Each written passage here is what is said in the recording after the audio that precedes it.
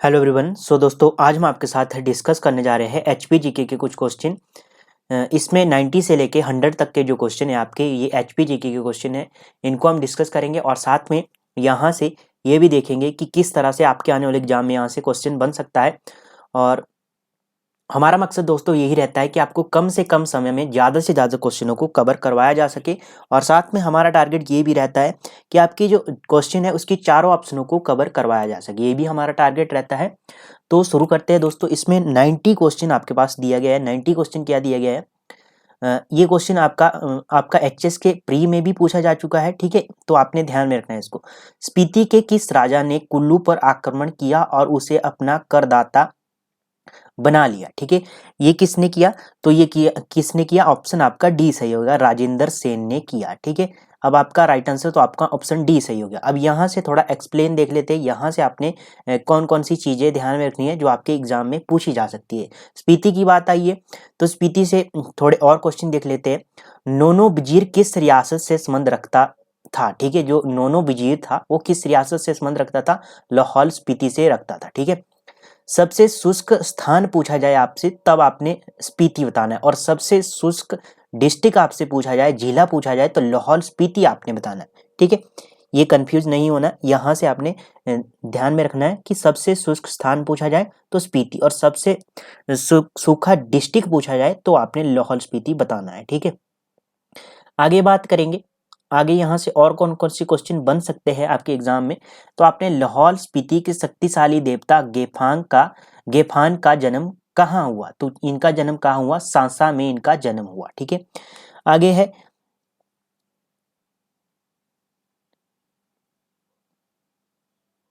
सिखों ने कब लाहौल स्पीति पर अधिकार किया, ठीक है। जो सिख थे आपके सिख, उन्होंने कब लाहौल स्पीति के ऊपर अधिकार किया, तो 1840 से 41 के बीच में इन्होंने क्या किया, लाहौल स्पीति के ऊपर लाहौल पर अधिकार किया, ठीक है। लाहौल स्पीति कब ब्रिटिशरों के नियंत्रण में आया, ये भी आपने ध्यान में रखना। ये भी आपका एचएस के एग्जाम में पूछा जा चुका है। 1846 में आपके जो आपका ब्रिटिशरों के नियंत्रण में आ गया लाहौल स्पीति, ठीक है। आगे है 91 क्वेश्चन। क्या क्वेश्चन है, पंजाब की पहाड़ी रियासत के जो राजकुमार मुगल दरबार के बंधक होते थे उन्हें मियाँ की उपाधि किस शासक के द्वारा बताई जाती थी या दी गई, ठीक है। तो 91 की बात की जाए तो इसका राइट आंसर क्या बनेगा, इसके राइट आंसर की बात की जाए तो इसका राइट आंसर बनेगा आपका जहांगीर। जहांगीर ऑप्शन बी सही हो गया। अब यहां से एक क्वेश्चन बनता है आपके उपाधि से संबंधित। तो क्वेश्चन बनता है आपका औरंगजेब ने क्या किया, केहरी सिंह को छत्रपति की उपाधि दी, ठीक है। और छत्रपति को जो आपका छत्रपति की उपाधि किसको दी, केहरी सिंह को दी औरंगजेब ने, ठीक है। और केहरी सिंह को अजान बाहु भी कहा जाता था क्योंकि ये सीधे खड़े होकर अपने जो घुटने होते हैं उनको पैरों को टच कर सकते हैं, ठीक है। इसलिए इन्हें अजान बाहु कहा जाता था, ठीक है। 92 की बात की जाए, क्वेश्चन क्या पूछा गया है, कांगड़ा के पठियारा और कन्हारा के प्राचीन चट्टानी शिलालेख किस लिपि में है, तो किस लिपि में, ये आपके ब्राह्मी और ख्रोष्टी लिपि में है। ऑप्शन आपका सी सही हो गया, ठीक है। ये भी आपका एचएस के एग्जाम में पूछा जा चुका क्वेश्चन है, ठीक है। अब यहाँ से एक्सप्लेन की बात करेंगे, ठीक है।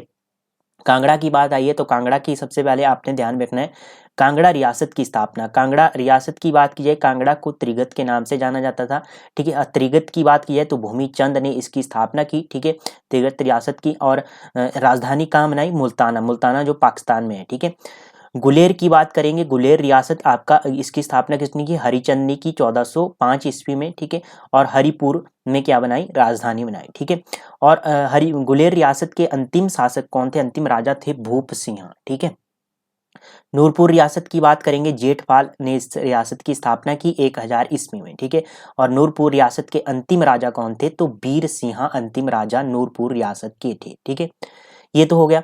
अब आगे बात की जाए यहाँ से और कौन कौन से क्वेश्चन बन सकते हैं। चकली, जो आपकी जो शिलालेख या लिपि या सिक्कों से संबंधित क्वेश्चन क्या बनेंगे, तो चकली तांबे के सिक्के कहाँ से हमें प्राप्त होते हैं, चंबा से, ठीक है। कुलिंदों के सिक्कों पर किसकी आकृतियां होती थी, तो त्रिशूल के साथ शिव की आकृति होती थी कुलिंदों के सिक्कों पर, ठीक है। उसके बाद औदुंबरों के सिक्कों के ऊपर किसकी आकृति थी, ये इनके ऊपर जो आकृति होती थी वो त्रिशूल की आकृति होती थी। ये क्वेश्चन आपके किसी ना किसी एग्जाम में पूछे जा चुके हैं, ठीक है। तो इनको आपने ध्यान में रखना। आगे 93 93 में क्या क्वेश्चन पूछा गया, निम्नलिखित में से किन पहाड़ी रियासतों के शासकों के पूर्वज एक ही वंश के थे। तो ये एचएस के प्री के एग्जाम में पूछा जा चुका है, ठीक है, आपने ध्यान में रखना है इसको, ठीक है। इसका राइट आंसर बनेगा आपका ऑप्शन बी सही हो जाएगा, सुकेत, मंडी और भागल। सॉरी, ऑप्शन बी नहीं, ऑप्शन सी सही हो जाएगा, ठीक है। बी, सॉरी गलत हो गया, ऑप्शन बी आपने करना है, सॉरी ऑप्शन सी करना है इसमें, ठीक है, सी ऑप्शन, ठीक है। अब सी ऑप्शन का एक्सप्लेन देख लेते हैं, ठीक है। सी ऑप्शन की बात की जाए तो सी ऑप्शन का आपने एक्सप्लेन देखना है। सुकेत की बात की जाए, सुकेत की बात की जाए, सुकेत रियासत की स्थापना किसने की, ठीक है, सुकेत रियासत की स्थापना की बात की जाए तो इसकी स्थापना की वीरसेन ने, ठीक है, वीरसेन ने की 765 ईस्वी में। और ये बंगाल के सेन वंशज के क्या थे, सेन वंशज से संबंधित थे वीरसेन, ठीक है। अब बात की जाए मंडी, मंडी की बात की जाए, ऑप्शन सी इसका राइट आंसर है, ठीक है। मंडी रियासत की बात की जाए, मंडी रियासत की सुकेत रियासत के राजा साहू सेन के छोटे भाई बाहू सेन ने 1000 ईस्वी में की। तो ये भी किसके वंशज हुए, आपके, ये भी आपके सेन वंश हुए, ठीक है। केउंथल की बात की जाए, केउंथल है आपका ऑप्शन सी में जो पॉइंट है। केउंथल की बात की जाए, सुकेत रियासत के संस्थापक थे वीरसेन, वीरसेन के जो छोटे भाई थे गिरिसेन, इसने केउंथल रियासत की स्थापना की 1211 ईस्वी में, ठीक है। और केउंथल रियासत की राजधानी कहाँ थी, कहाँ बनाई गई इन्होंने, तो कोटी, जिसे जुंगा भी कहते थे, ठीक है, ये राजधानी बनाई। तो ये हो गया आपका ऑप्शन सी का एक्सप्लेन। अब बात करेंगे भज्जी भी इसमें यूज हुआ है, तो भज्जी की बात की जाए, भज्जी रियासत की बात की जाए तो कुटलेर वंशज के जो चारू थे, ठीक है, इन्होंने इसकी भज्जी रियासत की स्थापना की, जिन्होंने चारू ने बाद में अपना नाम बदलकर उदयपाल रख दिया, ठीक है। भागल भी आपका आया है, ठीक है। भागल की बात की जाए तो भागल रियासत की स्थापना किसने की, अजय देव ने की। ये उज्जैन के पवार के राजपूत थे, ठीक है, ये आपने ध्यान में रखना है। उसके बाद मांगल भी यूज हुआ है। मांगल की बात की जाए तो मांगल रियासत की बात की जाए तो मांगल रियासत मारवाड़ राजस्थान से आए अत्रि राजपूत ने इसकी स्थापना की थी, मांगल रियासत की। और मांगल रियासत का नाम मंगल के नाम पर पड़ा, ठीक है, मंगल सिंह के नाम पर पड़ा। ये आपने एक्सप्लेन ध्यान में रखना है। 94 की बात की जाएगी, 94 में क्या क्वेश्चन पूछा गया आपसे, 94 की बात की जाए, इसमें क्वेश्चन पूछा गया आपसे पंडोह बांध संबंधित है, पंडोह बांध संबंधित है किस नदी के ऊपर बना है, तो ये क्वेश्चन है, तो आपका ब्यास नदी के ऊपर बना है पंडोह, ऑप्शन आपका बी सही हो गया। अब पंडोह आपका मंडी डिस्ट्रिक्ट में, लंबाई की बात की जाए 14 किलोमीटर ये लंबा बांध है, ठीक है। उसके बाद बात की जाए रावी, रावी के ऊपर आपने ध्यान रखना है चमेरा झील है, ठीक है, और एक 540 मेगावाट की इसकी कैपेसिटी है, ठीक है। सतलुज नदी के ऊपर आपको पता है, सतलुज नदी के ऊपर सबसे बड़ी कृत्रिम झील या आपकी है गोविंद सागर झील, ठीक है, ये आपने ध्यान रखनी है। ब्यास नदी के ऊपर एक और है पौंग झील, पौंग जो है झील आपकी कांगड़ा में है और 42 किलोमीटर ये है, ठीक है, ये आपने ध्यान में रखना है। आगे है 95, बांदली वन्यजीव अभ्यारण्य डैश जिले में स्थित है। बांदली, तो इसका तो सभी को राइट आंसर आता है, ऑप्शन आपका ए सही हो जाएगा, मंडी डिस्ट्रिक्ट में। मंडी डिस्ट्रिक्ट में और कौन कौन से अभ्यारण्य है, तो अभ्यारण्य की बात की जाए तो अभ्यारण्य एक है शिकारी देवी, ये 72 किलोमीटर इसका एरिया है और 1962 में इसकी स्थापना हुई थी, ठीक है। और जो आपका बांदली है ये 41 वर्ग किलोमीटर का एरिया है और 1962 में इसकी स्थापना हुई थी, ठीक है, बांदली की। और नारगू की बात की जाए 278 वर्ग किलोमीटर इसका एरिया है और इसकी स्थापना 1962 में हुई, ठीक। शिमला की बात करेंगे, शिमला से आपने दरांगटी वन्यजीव अभ्यारण्य ध्यान में रखना है, 167 वर्ग किलोमीटर इसका एरिया है और 1962 में इसकी स्थापना हुई। एक है आपका शिमला वाटर कैचमेंट, 10 वर्ग किलोमीटर का एरिया है और 1958 में इसकी स्थापना हुई, ठीक है। तालरा है, तालरा की बात की जाए, तालरा वन्यजीव अभ्यारण्य 40 वर्ग किलोमीटर का एरिया है और 1962 में इसकी स्थापना हुई, ठीक है। कुल्लू की बात करेंगे, कायस है, कायस आपका 14 वर्ग किलोमीटर एरिया है, 26 फरवरी 1954 को इसकी स्थापना हुई कायस वन्यजीव अभ्यारण्य की। कनाबर वन्यजीव अभ्यारण्य की बात की जाए 61 वर्ग किलोमीटर इसका एरिया है और 26 फरवरी 1954 को इसकी स्थापना हुई। खोखन भी है आपका कुल्लू में और मनाली भी कुल्लू में है, ठीक है।